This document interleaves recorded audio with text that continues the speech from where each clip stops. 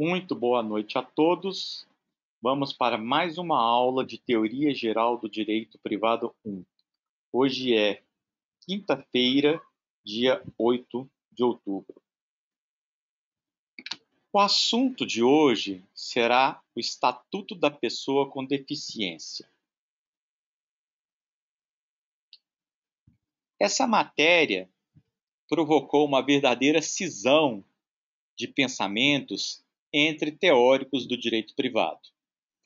Há aqueles que acham que o Estatuto da Pessoa com Deficiência é um marco fantástico na evolução da legislação brasileira, e há outros, como eu, por exemplo, que acham que o Estatuto da Pessoa com Deficiência é muito bem intencionado, tem partes muito boas, mas que fez uma desestruturação, uma verdadeira desestruturação da lógica do direito privado. Então, há aqueles que são apaixonados pelo Estatuto com Deficiência e aqueles que são muito críticos ao Estatuto da Pessoa com Deficiência. Por enquanto, temos só opiniões. Eu vou tentar apresentar o meu ponto de vista e vocês podem filtrá-lo e concordar comigo ou discordar comigo. Bom, vamos começar então a apresentação do Estatuto da Pessoa com Deficiência. Em primeiro lugar, nós temos que recordar a aula passada, vendo quais que são os princípios que regem a incapacidade. A incapacidade é aquele estado em que a pessoa não pode praticar pessoalmente os atos da vida civil.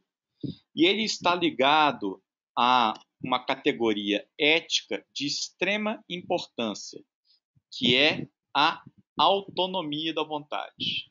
A autonomia da vontade, hoje, ela é a pedra de toque, ela é o grande fundamento do direito ocidental, seja a autonomia privada, seja a autonomia pública. Por exemplo, se pegarmos o conceito de dignidade da pessoa humana, que é tão propalada no direito privado e no direito público, nós podemos saber que a dignidade é a pessoa poder se fazer digna. Ela constrói a vida digna da maneira que lhe aprouver melhor. Então, a dignidade vai ser uma escolha, um exercício de autonomia pessoal. Escolher entre levar uma vida religiosa, uma vida como professor, uma vida dedicada ao esporte, etc, etc. Então, a autonomia é a pedra de toque do direito hoje e, mais especialmente, do direito privado. E ela está presente em vários documentos legais. Por exemplo, no artigo 17 do Estatuto da Criança e do Adolescente. Não se preocupem com esse estatuto agora, porque nós teremos uma aula só para falar do absolutamente e relativamente incapazes, por idade, e cotejado com o Estatuto da Criança e do Adolescente. Por agora, devemos focar no seguinte: o direito ao respeito consiste na inviolabilidade da integridade física, psíquica e moral da criança e do adolescente, abrangendo a preservação da imagem, da identidade, da autonomia, dos valores, ideias e crenças, dos espaços e objetos pessoais. Portanto, está colocado na lei, positivado em lei do Estatuto da Criança e do Adolescente, como sendo um direito fundamental a autonomia da criança e do adolescente. O Estatuto do Idoso também faz a mesma afirmação, no artigo 10º, parágrafo 2º. O direito ao respeito consiste na inviolabilidade da integridade física, psíquica e moral, abrangendo a preservação da imagem, da identidade, da autonomia, de valores, ideias e crenças dos espaços e dos objetos pessoais. Agora, a autonomia, ela existe para valorizar a liberdade. No entanto, o direito não pode descuidar daqueles que não podem manifestar sua autonomia de forma plena. É para isso que existe o Estatuto da Incapacidade, absoluta ou relativa. Então, os absolutamente incapazes, que agora são só os menores de 16 anos, vão atuar por meio de um representante. Esse representante agirá em nome e por conta do representado. Porque o menor de 16 anos não pode exercer pessoalmente os atos da vida civil por não ter autonomia para tanto. Ele não tem discernimento por conta da idade para praticar determinados atos. A mesma coisa acontece com os idosos, né? E que muitas pessoas associam a senescência à perda da autonomia, e isso não acontece. Pode haver perda da autonomia e gerar uma incapacidade relativa absoluta quando houver algum problema cognitivo mental. A senescência por si só não gera uma perda de autonomia. Nós já vimos isso quando tratamos do Estatuto do Idoso. A proteção dos absolutamente e relativamente incapazes, elas acontecem através da representação e da assistência.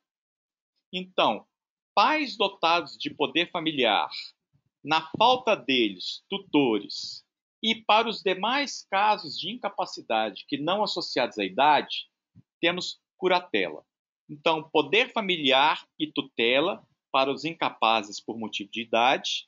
A regra é o poder familiar, não havendo poder familiar, a tutela ou tutor, e todos os demais casos de incapacidade, há um curador, como já vimos. O tutor tem que cuidar e educar, o curador tem que cuidar.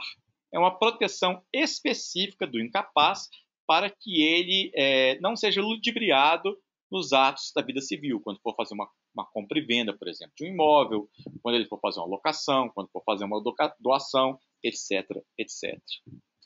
São vários os dispositivos que protegem o absolutamente incapaz. Por exemplo, o artigo 166. É nulo o negócio jurídico quando celebrado por pessoa absolutamente incapaz. Ou seja, quando a pessoa absolutamente incapaz faz uma compra e venda sem representante, essa compra e venda é considerada nula e o negócio é desfeito. Para quê? Para a proteção do absolutamente incapaz. Outro artigo, o artigo 198. Não corre a prescrição contra os incapazes de que trata o artigo 3º.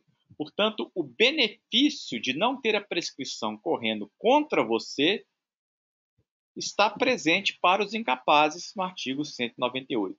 Então, o Código Civil e a legislação, eles tentam equilibrar no fio da navalha a autonomia e a proteção do incapaz, seja ele absolutamente incapaz, seja ele relativamente incapaz. Bom, qual era o regime do Código Civil antes da modificação do Estatuto da Pessoa com Deficiência? Nós já até vimos. O artigo 3º dispunha o seguinte: são absolutamente incapazes de exercer pessoalmente os atos da vida civil os menores de 16 anos, os que por enfermidade ou deficiência mental não tiverem o discernimento para a prática desses atos, e os que mesmo por causa transitória não puderem exprimir sua vontade. Está aí cristalino, mais fácil de entender, impossível, o propósito do artigo 3º. Os menores de 16 anos, porque autonomia pressupõe idade e discernimento. O segundo, a pessoa não tem discernimento para praticar atos, ainda que ela seja maior de idade. E o terceiro, a pessoa não pode exprimir sua vontade. Por exemplo, se ela está em coma profundo. Então, nesses casos, não há autonomia. Não há autonomia. Então, portanto, é nomeado um representante, que vai ser o poder familiar ou tutor curador, dependendo da circunstância. O artigo 4º também era bastante claro na sua proposição, promovendo uma gradação entre o artigo 3º e a capacidade plena.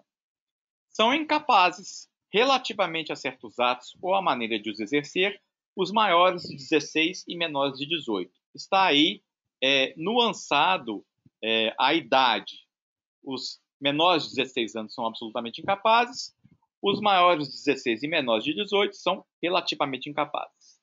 Também são relativamente incapazes os ébrios habituais ou alcoólicos, os toxicômanos e os que por deficiência mental têm o discernimento reduzido. Reparem que no artigo 3º fala-se não ter discernimento, por isso ele é absolutamente incapaz. Quando ele tem o discernimento reduzido, ele é relativamente incapaz, caminhando na gradação que o Código Civil propõe.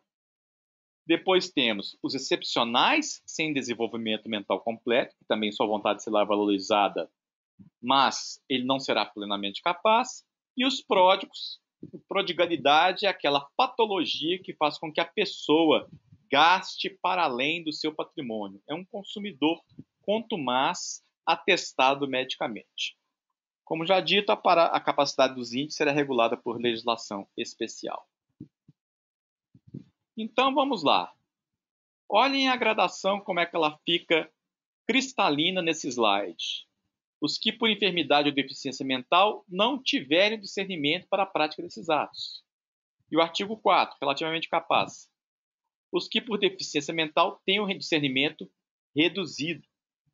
Então, um caso não há o discernimento, no outro caso o discernimento é reduzido. Absolutamente incapazes, relativamente incapazes. Lógica inexorável. E o Código Civil preocupa-se fundamentalmente com a qualidade da vontade daquela pessoa. Se a vontade daquela pessoa vai ser verdadeiramente autônoma. Bom, como que ficou a redação do Código Civil após o Estatuto da Pessoa com Deficiência? O artigo 114 da Lei 10.406 modifica a redação do artigo 3º, colocando: são absolutamente incapazes de exercer pessoalmente os atos da vida civil os menores de 16 anos. Só. Os únicos absolutamente incapazes são os menores de 16 anos. Todos os outros casos que nós vimos, não têm o discernimento para praticar os atos, os que por causa transitória não puderem exprimir sua vontade, foram revogados, foram retirados da lei. E o artigo 4º ficou com a seguinte redação: são incapazes relativamente a certos atos ou maneiras de exercer os maiores de 16 e menores de 18, os alcoólicos e os viciados em tóxicos, e aqueles que por causa transitória ou permanente não puderem exprimir sua vontade. Olha, como que ele vai ser relativamente incapaz se ele não pode exprimir sua vontade? Quem não pode exprimir sua vontade sob qualquer hipótese tem que ser um absolutamente incapaz e não relativamente incapaz. Ele vai ter representação e não assistência. No entanto, o Estatuto da Pessoa com Deficiência fez essa incongruência, levando inclusive a consequências como aquela de uma pessoa que não pode exprimir sua vontade ter contra si não mais a nulidade dos atos por ela praticados, não mais a prescrição que não corre em seu favor.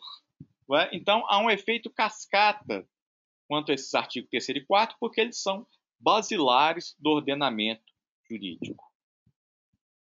A nova redação do Estatuto da Pessoa com Deficiência, portanto, não se preocupa com a qualidade da vontade.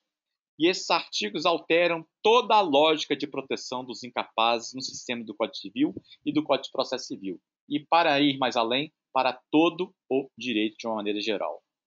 A explicação que conseguimos encontrar dos autores do projeto de lei é que a palavra incapacidade era pejorativa. Vejam bem, incapacidade aqui tem um sentido técnico. Não quer dizer que a pessoa é incapaz, como dizemos na linguagem ordinária. Da mesma maneira, podemos falar que um juiz é incompetente para julgar uma matéria. Por exemplo, se ele é um juiz estadual e a matéria versa sobre direitos federais. O juiz estadual é incompetente para julgar aquela matéria. Não quer dizer que ele é incompetente na linguagem vulgar. Isso é um sentido técnico dado pela coisa. Assim, a incapacidade também não é algo pejorativo, é algo de sentido técnico que o direito usa e ancestralmente, há muito tempo. E essa lei, o Estatuto da Pessoa com Deficiência, como eu disse, tem seus méritos, mas acabou por perturbar todo o ordenamento jurídico e de maneira, ao meu entender, muito atrabalhoada. E vocês, o que acham? Ao valorizar a autonomia sem desproteger, o Estatuto da Pessoa com Deficiência está correto? Ele está harmônico? Fica a pergunta para vocês responderem, pesquisarem e formarem a própria opinião. Muito obrigado.